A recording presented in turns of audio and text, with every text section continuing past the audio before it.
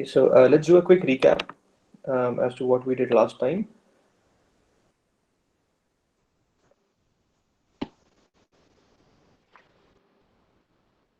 So last lecture was lecture number 21. We talked about deformation gradient. So we're doing a quick recap as to what we did last time. So we talked about deformation gradient. So we had already defined it. So what we discussed was that this deformation gradient tensor can be quite useful, and we use that to calculate certain measures of deformation. One was the d small x squared minus d capital X squared. That's the difference in the squares of the lengths, and we found out that this is equal to twice EAB times d capital XA d capital XB. So basically, this helped us define the Lagrangian finite strain tensor. We also used defined the Eulerian finite strain tensor, which was similar to Lagrangian finite strain tensor, except that instead we have everything defined in terms of the small x coordinates. Then we talked about the change in angles. So I showed you that if at that point that we're interested in, that's point P, this one, if instead of taking just one vector out from P, we take two vectors, d capital X1 and d capital X2, then we'll want to know how the angles between these two vectors change as the body gets deformed. So in the undeformed configuration, we had d capital X1 and d capital X2. In the deformed configuration, we had d small x1 and d small x2, and then we calculate how the angle changes between these two. Okay, so we start with taking a dot product between d small x1 and d small x2, and write that in terms of the dot product between d capital X1 and d capital X2 and something else.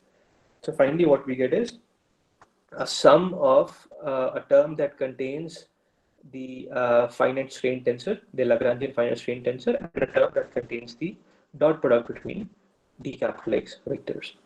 And from here, we described that if E is 0, then this basically means that the body is undergoing a rigid body displacement. That is, all it's doing is max of translation and rotation. There's no deformation in the body. So this E is what contains the information about deformation in the body. Then towards the end, we talked about writing these finite strain tensors, the Lagrangian one and the Eulerian one, in terms of displacement gradient rather than deformation gradient. Okay, so that was simply a substitution. So we used the definition of displacement, which is the vector u. So displacement is defined as a vector from point capital P to small p. So that's how the point P displaces as the deformation happens. Yes, that's to do with a certain point in the body. So we wrote the displacement gradient. So we took del ui by del capital XA, and that gave us the rule. That gave us the rule for xi comma a minus delta a. So basically that gave us the relation to transform the deformation gradient, which is xi comma a, to displacement gradient, which is ui comma a. So finally, we got the relation, which was the relation between we wrote the Lagrangian finite strain tensor EAB in terms of the displacement gradients. So remember that here, when I write ui comma capital A, then that capital A is simply denoting the gradient with respect to capital X coordinate. Okay, so that's a convention we took. So whenever, for example, in the second one, which is the Eulerian finite strain tensor, ua comma I. So when there's a small index after the comma, that means that this is partial ua by partial small xi. Okay, so small indices, ij, etc., they're used for derivative with respect to small x coordinates or the Eulerian coordinates, and capital indices, that is a, b, etc., are used for Lagrangian derivatives. So that makes something that makes this a notation. If you write clearly del ui by del capital Xa, then it's more clear. Okay, so we stopped here. We said that we'll get back to this in the next lecture. So that's where we'll start from. Do we have any questions?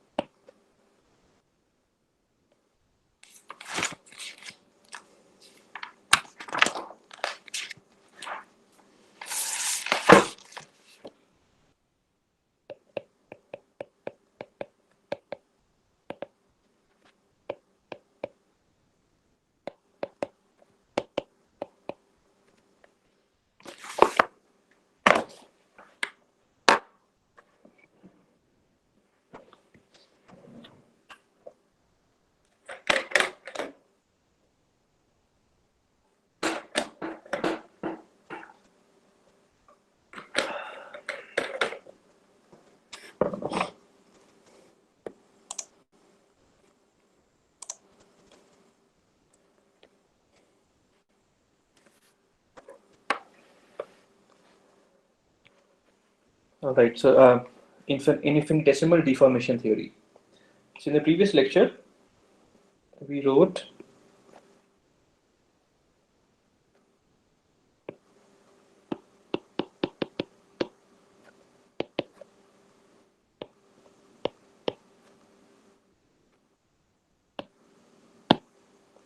if you check this, we wrote twice EAB as UI comma A, UI comma B plus UBA plus UAB. So we'll start from that point.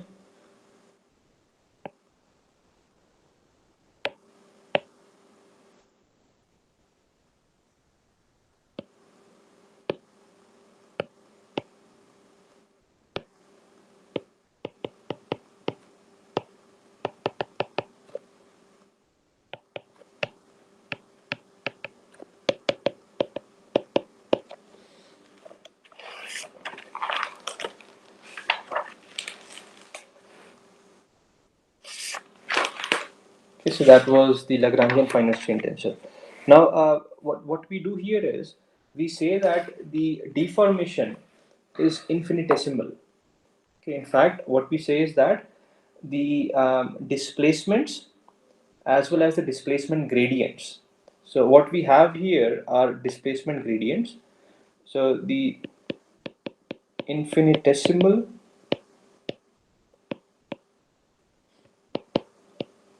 deformation theory says that we assume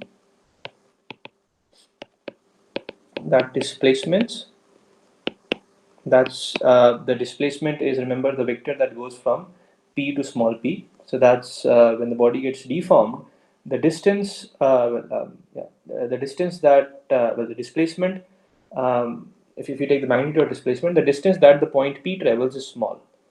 Okay, so that means that you're talking about a small, an infinitesimal deformation. So instead of taking a large deformation from one configuration to the other, we go in steps as infinitesimal deformations, and you will see why we are doing that.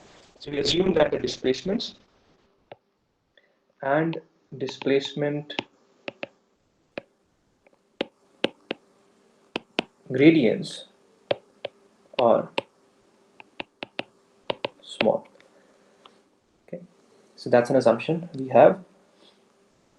So if we assume that, then what that means is that the displacement gradients, as we have written here, ui comma a, ui comma b, they're both displacement gradients. ua comma b, ub comma, they're all displacement gradients. So we are saying that they are small. So if you already know that if you have something which is small and you take the product of two small things and add it to a small thing, then the product of the small things is so small that you can neglect it. Okay, so what I mean to say is that I can write twice EAB as approximately as ua comma b plus u b comma I. And I'll tell you why we are doing this, because if we don't do this, if we stay with displacements and displacement gradients being large, if they are, then we get a term which has a product of use, as you can see in the first expression of EAB. So if you have a product of two terms, and you try to, ultimately what we do in quantum mechanics is we try to understand what is the displacement or what is the deformation of a body if you apply some external stress field onto it. So we have to calculate these U's, and if you write them in an equation and you have a product of these U's, then the equation becomes nonlinear. Whatever that equation is, that equation ultimately will be solving for displacement or displacement gradients, and these will have product of U's. So nonlinear equations are a mess. It's very difficult to deal with them mathematically. So to make our mathematical theory a bit more elegant and easy to which is called tractable. So what we do is we apply this infinitesimal deformation assumption. So it's an assumption that we apply. So when we apply this, what that means is that we can only deal with situations where the deformations are small, which is completely all right. We can always take a large deformation into as steps of small deformations. So this theory from now onwards, in this course that we'll talk about, will only be true for infinitesimal deformations. Of course, there are theories available for finite deformations, but that's beyond the scope of this course. So this assumption that we have applied, this infinitesimal deformation assumption, is very important, and it restricts the cases we can deal with from now onwards to infinitesimal deformation cases only. Okay. All right. So I just mentioned here, it's applied for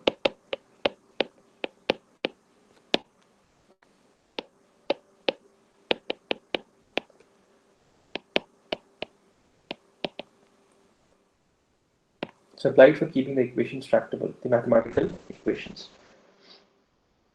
Right. Similarly, we can also write the Eulerian finite strain tensor as ui comma j plus u j comma.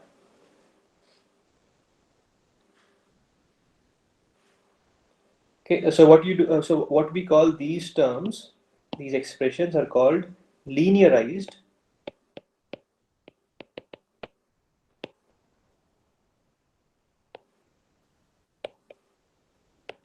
Lagrangian or Eulerian. Well, the first one is Lagrangian, the second one is Eulerian.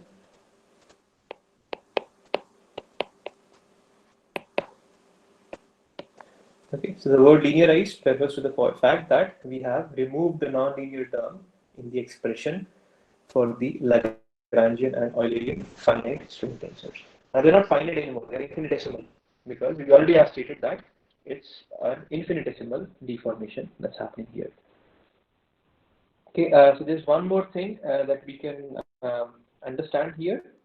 So we can write. So let's see. Let's write the gradient of ui with respect to capital XA. So now we can apply the chain rule here. So we are trying to understand that we were trying to simplify the expression. So we can apply the chain rule here. So this becomes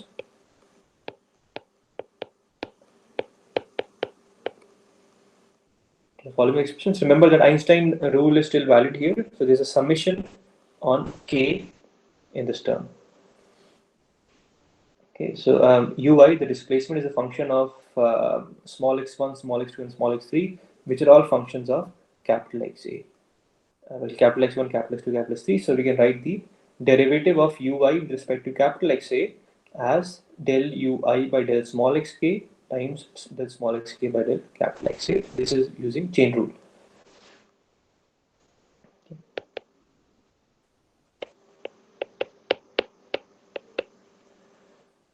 And then we can write del small xk by del capital XA as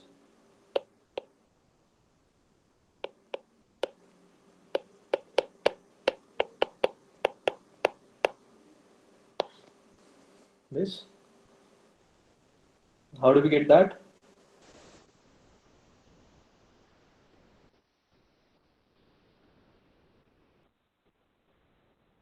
What was UK? UK was xk minus capital Xk. Right? So that was the definition of displacement. That was displacement was the position vector in the Eulerian coordinates minus the position vector in the Lagrangian coordinates. So if I take del UK by del XA,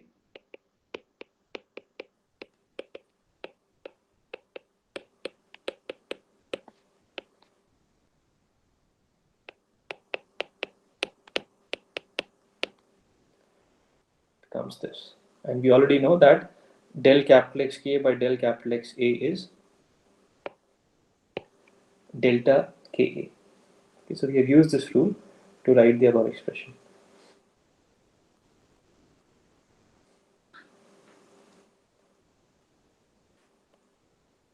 And going back up, so what we see is that if you see this term del ui by del xk, so if you open this the brackets in this term, so what you see is you again have a product of displacement gradients. So you're adding a product of displacement gradients to a displacement gradient. So again, we know that small times small plus small is approximately equal to small. Okay, so this can approximately be written as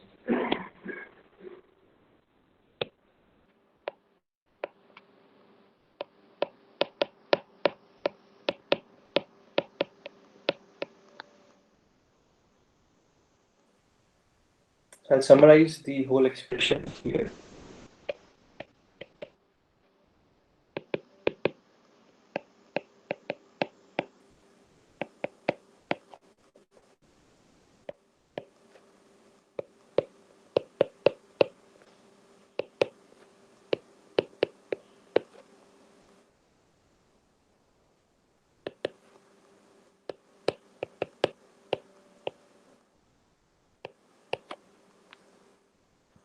So now we're getting a bit jumbled up in terms of indices, the capital one, the small one. So we'll tend to write the expression completely. So it's clear if I write del small ui by del small xa. So what we saw was that I started with the gradient of u, the derivative of u with respect to capital Xa, and this is approximately equal to the partial derivative of u with respect to del small xa. So what we can say is under the infinitesimal deformation theory,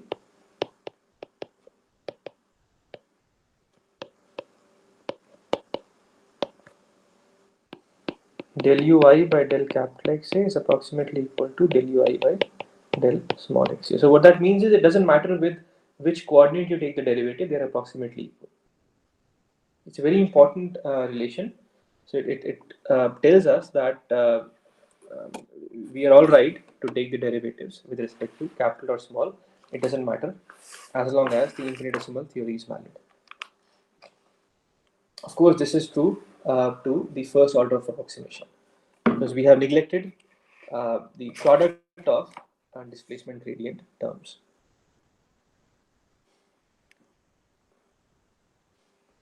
All right. So why did we do this? So if we go back to the relation where we had um, twice EAB and twice small EIJ. Now in these expression you can see that you have U in the first one, for example, in the Lagrangian finite Lagrangian linearized strain tensor, you have the derivative of U capital A with respect to capital XB. In the second expression for the Eulerian linearized strain tensor, you have del ui by del small xj. So what we see here is that if you already accept the fact that derivatives with respect to capital X and small x are the same, so what that means is that EAB, capital EAB and small EIJ are approximately equal.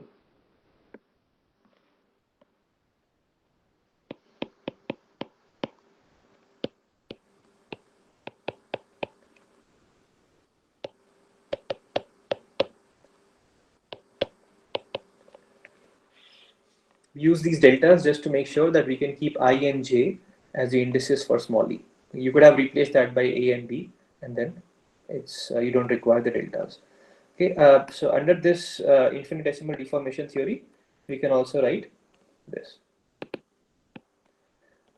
Right. So if under the infinitesimal deformation theory, if both Lagrangian and Eulerian strain tensors are the same, so we don't have to differentiate between them. So what we do is we give them another name which we call epsilon. So both of these are equal to epsilon, and we keep I and j as the indices instead of a and b, just for convenience, and we call this as the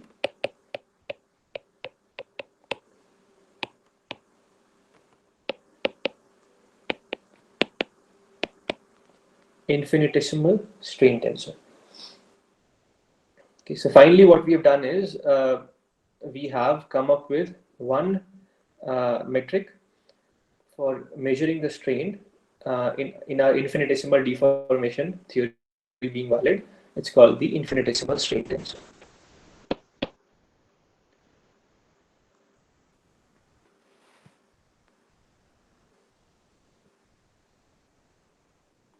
And we write this as u I comma j plus u j comma I. So from now onwards, we'll be working with epsilon ij rather than capital E AB or small e ij.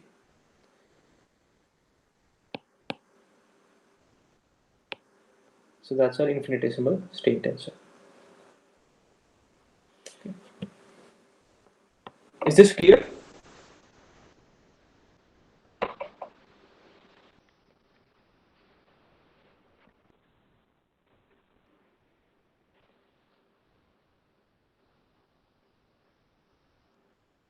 Right. So let's look at some properties of epsilon.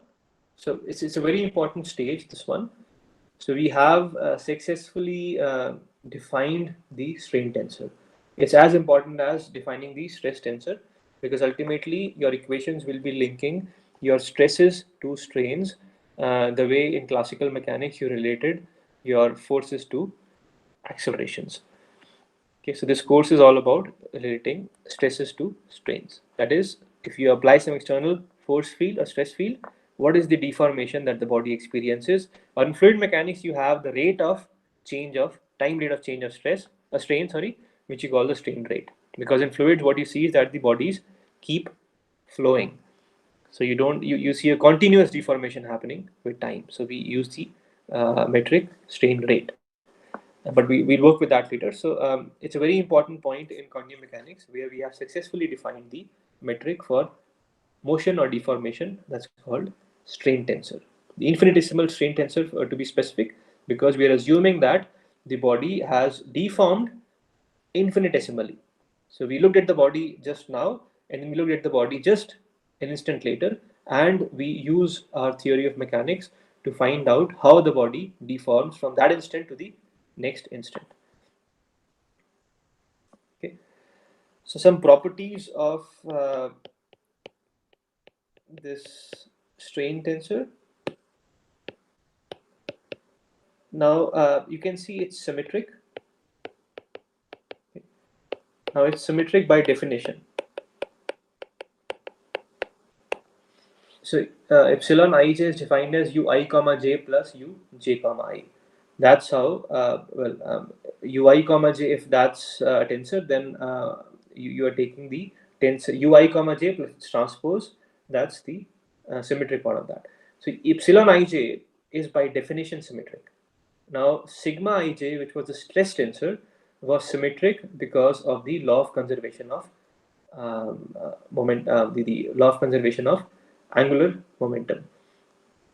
Okay, but this one's symmetric by definition, and it's a second order tensor.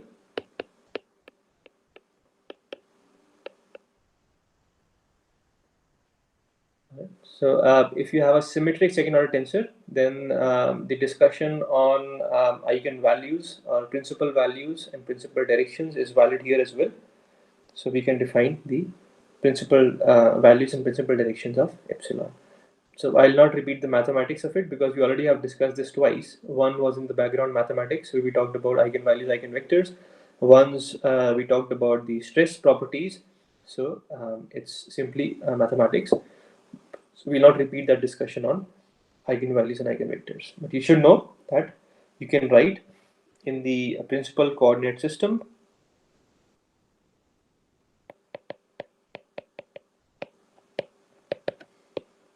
This becomes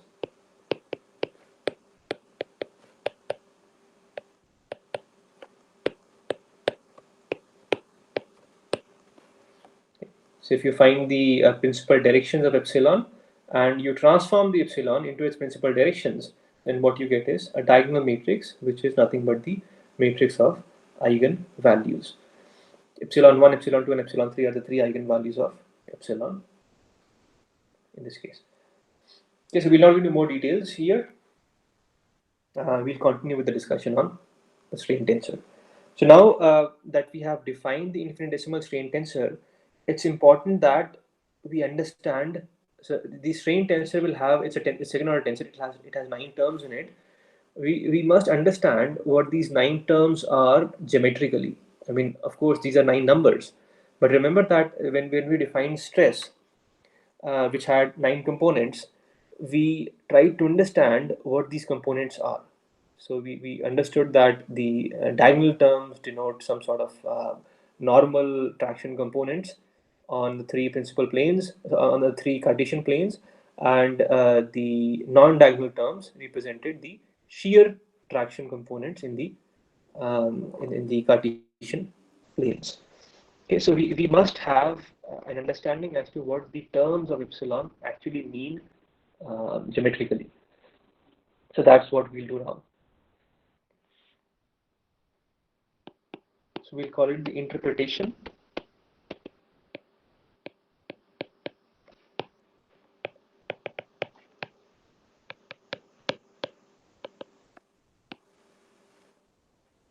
of epsilon ij components. Okay, so we start with that measure that we used earlier, that was d small x squared minus d capital X squared. I won't do the derivation again, but as we did last time, we got that this was equal to twice. That time we had capital E. Now we have epsilon because in our infinitesimal deformation theory, capital E is epsilon. So we can write the final expression we got last time.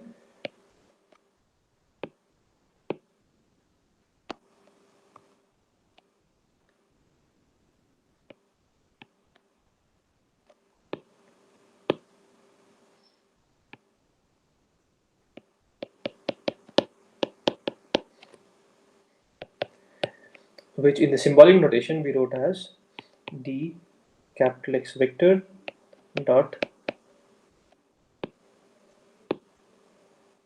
twice of epsilon dot d capital X vector.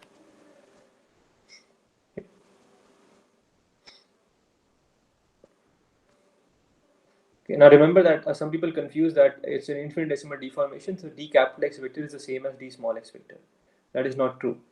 Okay, I mean, it depends on the approximation. So when we write a sum of the magnitudes of the square of these things, then they can be neglected with respect to the small terms, because small times small is much smaller than small, but you just cannot replace small term by some other small term. Okay, so it's you must be very careful. So d capital X vector is not the same as d small x vector under the approximation order that we are dealing with. Okay, so we have to keep d capital X as it is. We cannot replace that by d small x in this expression. So now let's try to understand what the interpretation of epsilon is here. So what we do is we factor the left hand side because we can apply the factorization a square minus b square as a plus b into a minus b.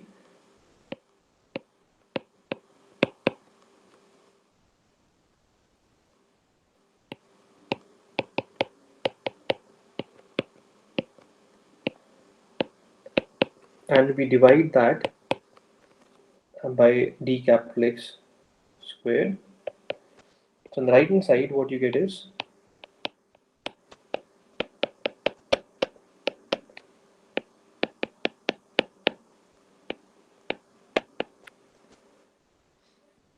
this.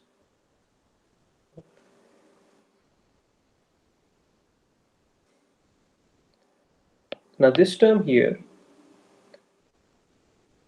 dxi by d capital X, is nothing but the unit vector n and the ith component of that.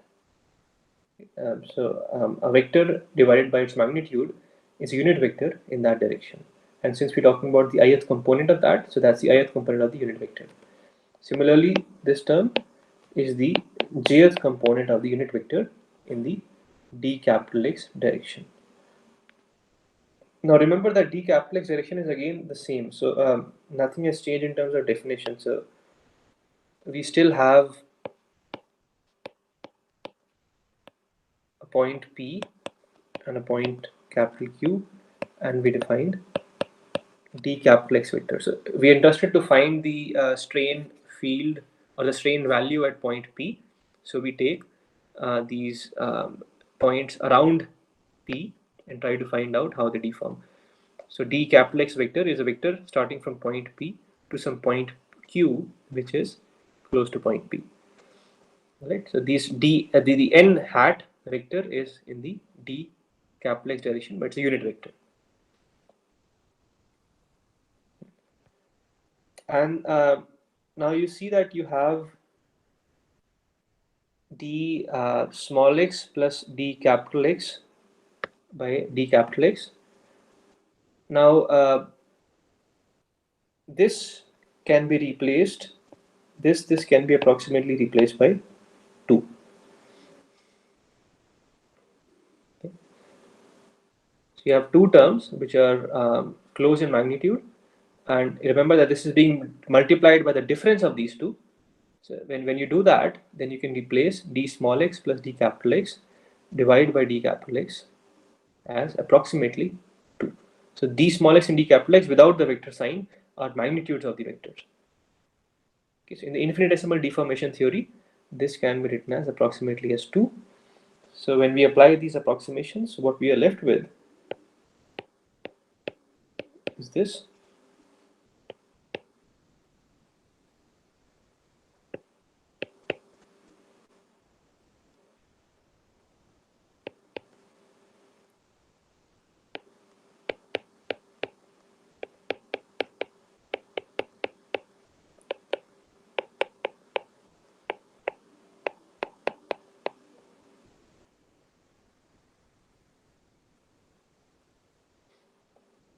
So we are slowly getting there, where we'll be able to define what we'll be able to interpret the different terms of the strain tensor.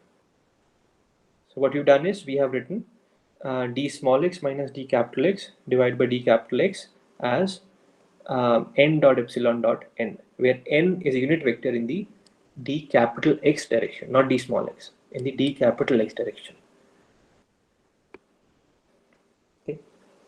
Now let's draw the figure again to be clear.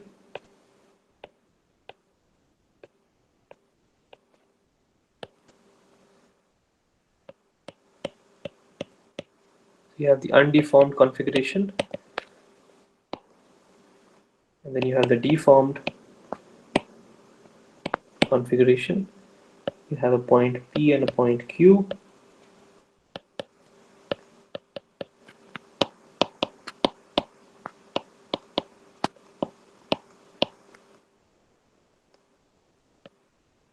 So this is the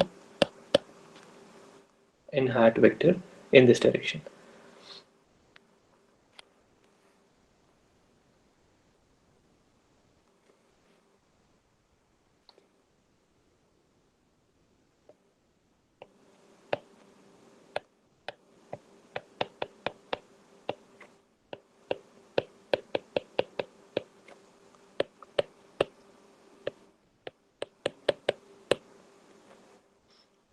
So unit vectors, when used for the material or the Lagrangian coordinate system or the undeformed coordinate configuration, we use capital I's as we did last time, and for the deformed or the Eulerian coordinate system, we use small i's.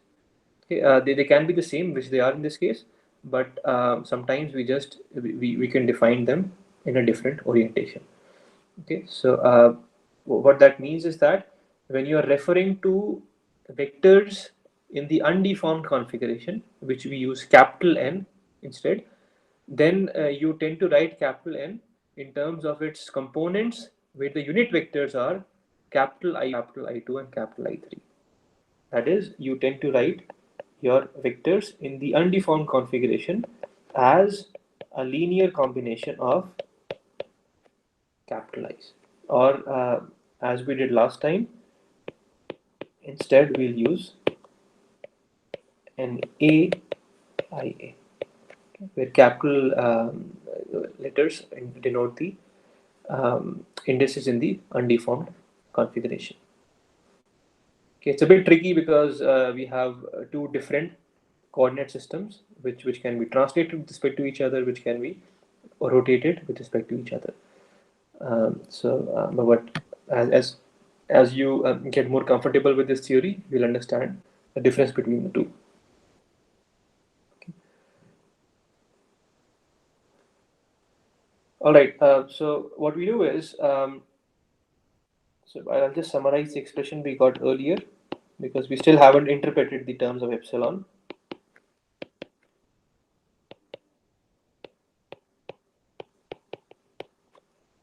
That's what we had. So now if we take n hat, the decision of n hat was based on where we found the point Q.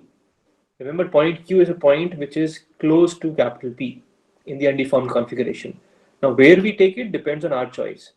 So, if we take it in the one direction, that is I1 direction, then we can write this n as I1 unit vector, or we can write this as 1, 0, 0. Okay, so the components of n. So, if we do that, then what does, if this is the case, then n dot epsilon dot n simply becomes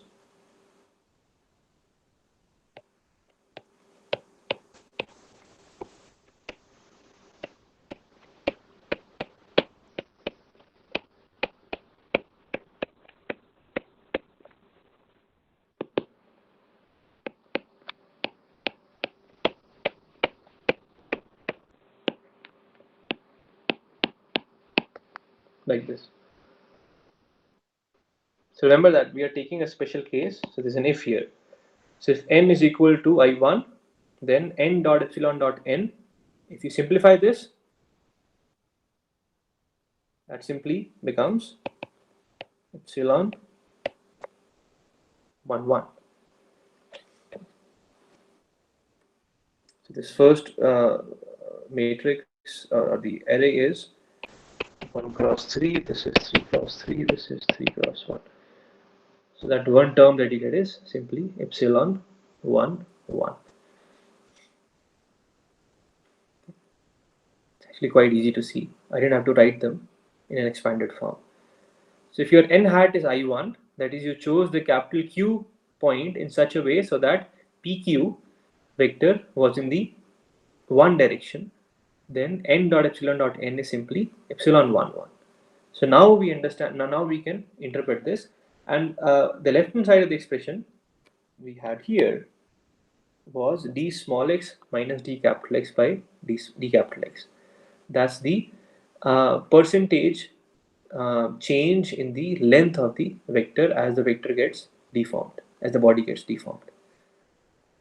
So our interpretation is that epsilon 1, 1 is the percentage deformation of a vector in the direction number 1 in undeformed configuration.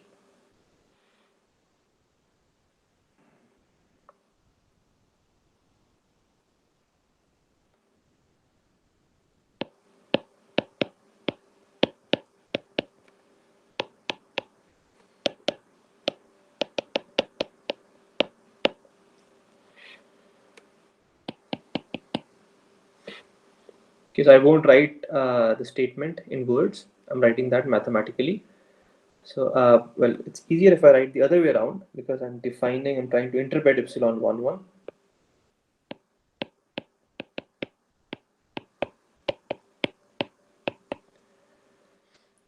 So, epsilon 1, 1 is the percentage change in the length of a vector which was initially in the I1 direction in the undeformed configuration. So if you start with a vector in one direction, the percentage change in its length is denoted by the first diagonal term epsilon 1, 1.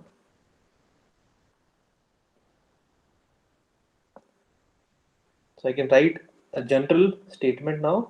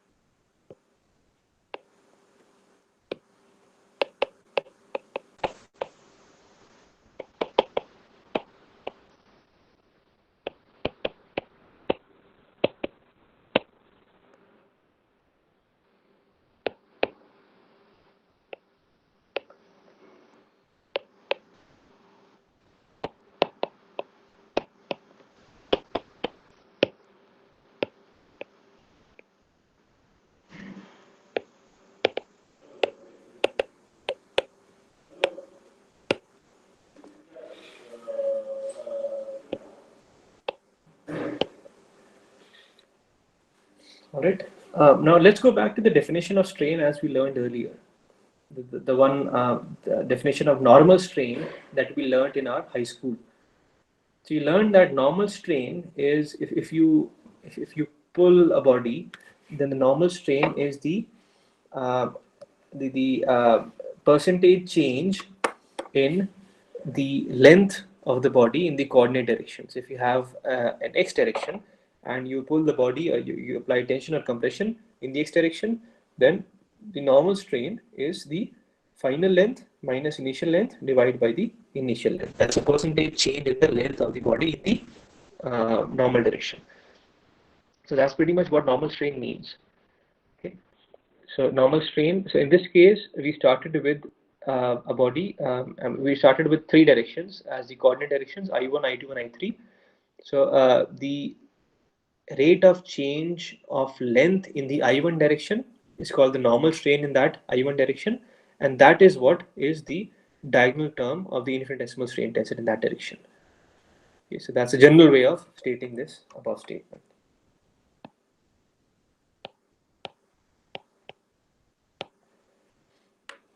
So the diagonal terms of the infinitesimal strain tensor represent the normal strains in the coordinate directions. So what that means is that if you transform the strain tensor into some other coordinate system, I mean if you transform it into some other x1 prime, x2 prime, and x3 prime directions, then the components of epsilon, the diagonal components will denote the normal strains in the new directions. And that's a very important way to find normal strains in different directions. You just transform the epsilon in that direction.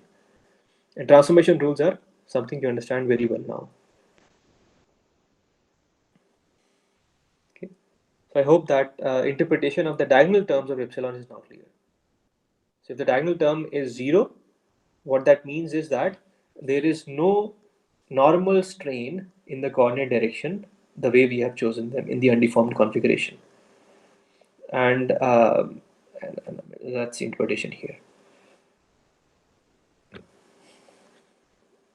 Okay. So we'll also spend a couple of minutes to understand the off-diagonal or the non-diagonal terms of the strain tensor.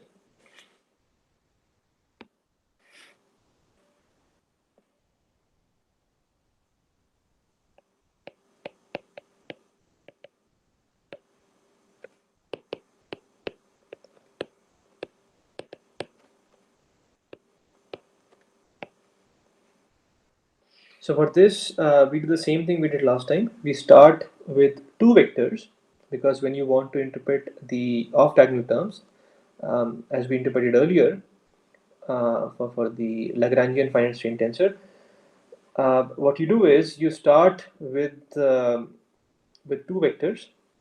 So that's point P has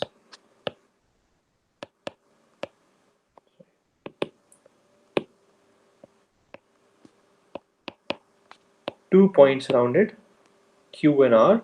So you have D capital X one vector, and you would have D capital X two vector, and you try to understand how the angle between them changes. So this is the undeformed configuration. The deformed configuration, the theta would have changed depending on how dx1 and dx2 have rotated. So for that, what we do is we write the vectors in the deformed configuration, and we take the dot product between them. And again, I won't do it. We already did that last time for the finite strain tensors. So this was written in terms of d capital X's.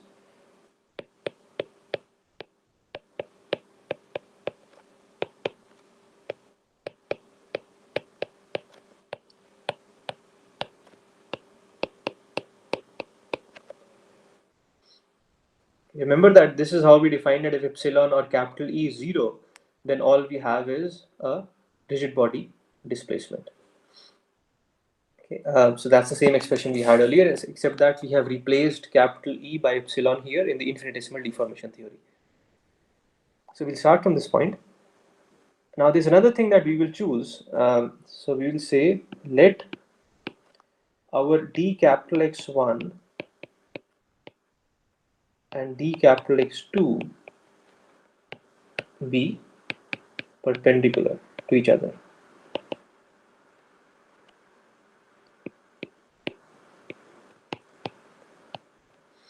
So I'll make the change in the figure.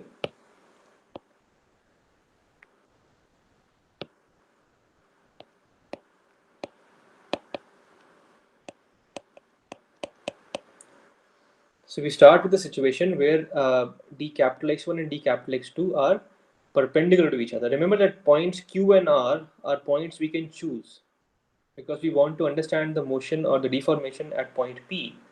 So we are taking points around P. So Q and R in are in our control. So we can choose where they lie. So if we take them as perpendicular to each other, now d small x1 and d small x2 may not be perpendicular because the angle between these two, which is 90 degrees right now, may change as the body gets deformed, and we expect that to change because we're talking about a deformation. So now we can write d small x1 dot d small x2 as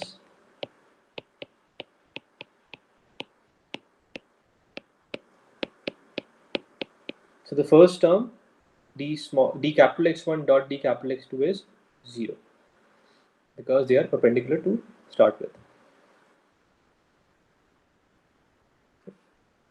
So we can also write the left hand side as d small x1 magnitude d small x2 magnitude times cos theta. Now remember that this cos theta will be different from 90 degrees because when the body deforms, the right angle between PQ and PR will deform into some other angle, which is theta now. Now, since the deformations are small, so what will happen is that the angle which was 90 degrees to start with will change by a small amount. So what we tend to do is we tend to write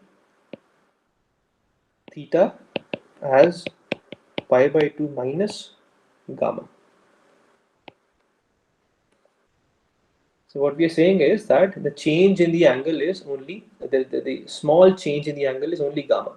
So what was pi by 2 in the beginning becomes theta. So the change that happens is only gamma. So gamma is small.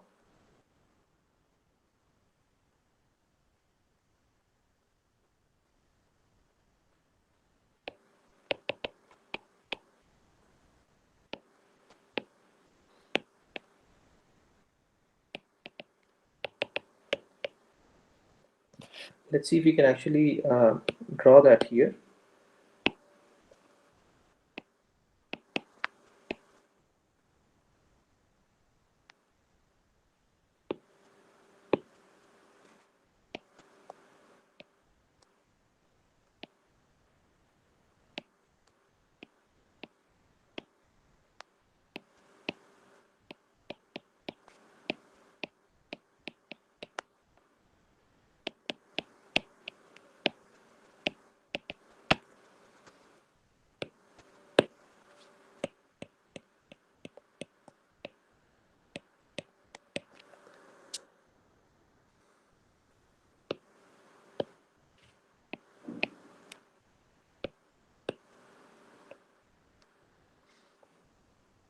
Okay, so that pi by 2 becomes theta.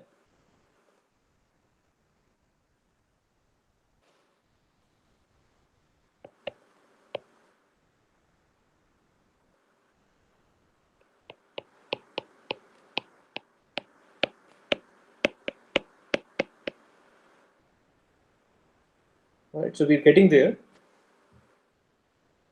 Now, if theta is equal to pi by 2 minus gamma, then cos theta can be written as sine gamma.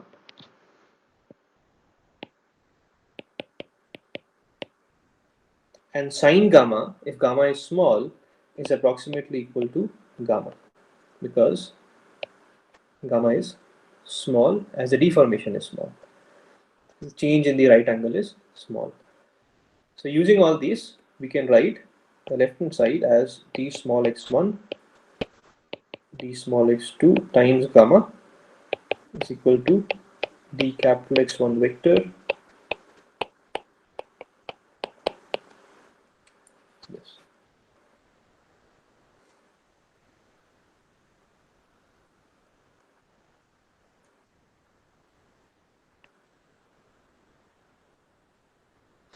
Okay. So now what we do is we write gamma as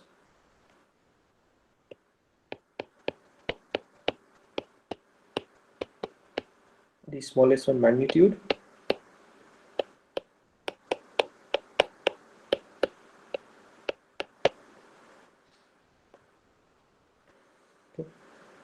Now remember that under the small deformation theory, we can take the magnitudes of these vectors as approximately equal.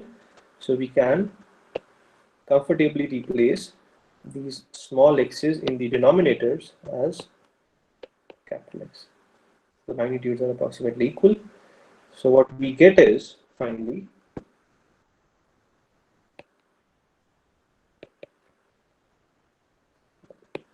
approximately equal to d capital X1 by d capital X1, d capital X1 magnitude is nothing but the vector n1 dot twice epsilon dot.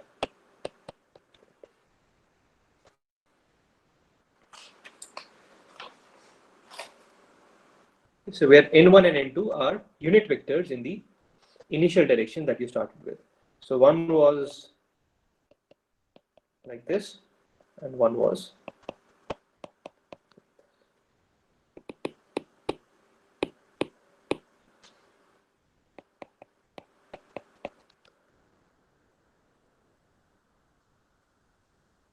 so we're almost there now. So now what we do is we can choose these ends in coordinate directions. So what we say is if n1 is equal to, let's say, I1, that's the first direction, and n2 be I2. So what we're doing is we are taking these vectors in the coordinate directions because they're supposed to be perpendicular, right, to start with. So coordinate directions by definition are perpendicular to each other. So we can choose I1, I2, I2, I3 or I1, I3 combination. So if we choose I1 and I2 as the initial directions we started with, then what we get as gamma is equal to twice epsilon 1, 2. Remember, it's a special case that we've taken. So now let's go back to the interpretation. What was gamma?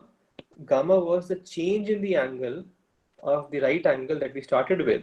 So if you start with a 90-degree angle, it may increase or decrease. So that small change that you get is gamma.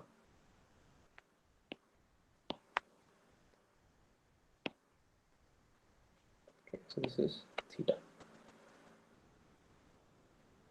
So that change is gamma. So this change in the angle, which is gamma in radians, is equal to twice the value of the off-diagonal term of the strain tensor. So epsilon 1, 2 denotes half of the change in the angle between right angles or vectors in the I1 and I2 directions to start with. In fact, we can write it in a general form. Gamma ij is equal to twice epsilon ij, where I is not equal to j. So gamma ij is simply denoting the angle between uh, the change of angle between I and j directions to start with. In fact, this gamma is called the engineering strain, shear strain. It's important to understand it's called shear strain because again, shear was when the angle changes, and that's what gamma is. Gamma is a change in angle between right angles. So in your high school, you studied that if you take a square in 2D and you deform it into a rhombus, then that is called shear strain. Right? So that's exactly what it is here, that the right angle we started with is changing into some other angle, and that small change in the angle gamma is called the shear strain. Uh, and it's called engineering. So the epsilon ij, where I is not equal to j, is called the shear strain, and this gamma, which is twice of that, is called engineering shear strain because gamma actually is an angle. It's an angle that you can measure. So engineering word basically denotes that it's not theoretical, it's engineering. So when you measure something, you measure the value of gamma, and that can be used. If you divide that by 2, you get the value of the off diagonal term of the strain tensor. The word engineering denotes that it's something that you can measure. So we gave it a name which has engineering in it. Okay, so now our interpretation of epsilon is complete. So if we have an epsilon or the infinitesimal strain tensor given to us in a certain coordinate system, then the diagonal terms of that, so let's summarize that.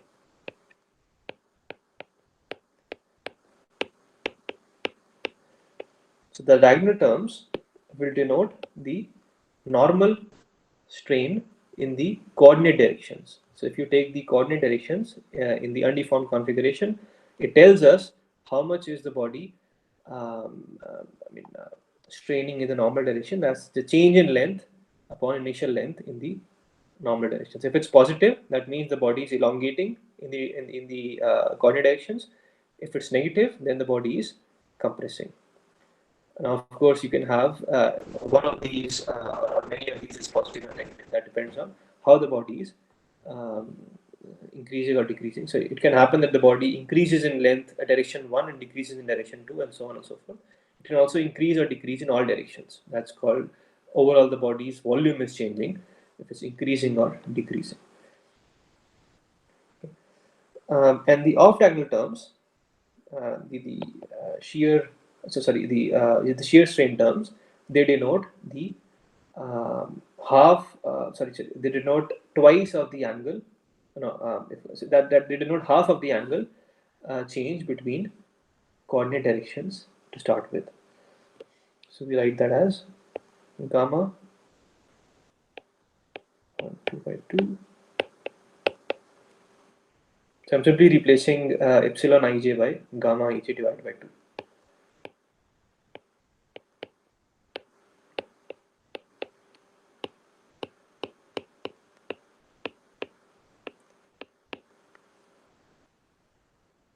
Okay, so we will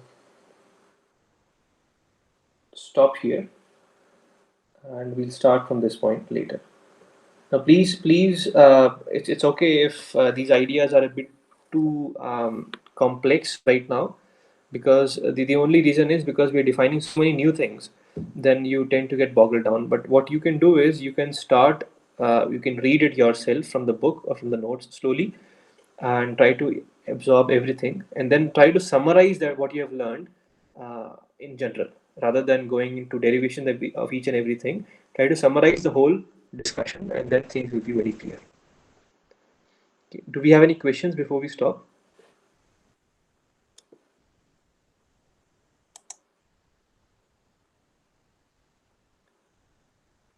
All right, so we'll stop here, and I'll see you on Monday.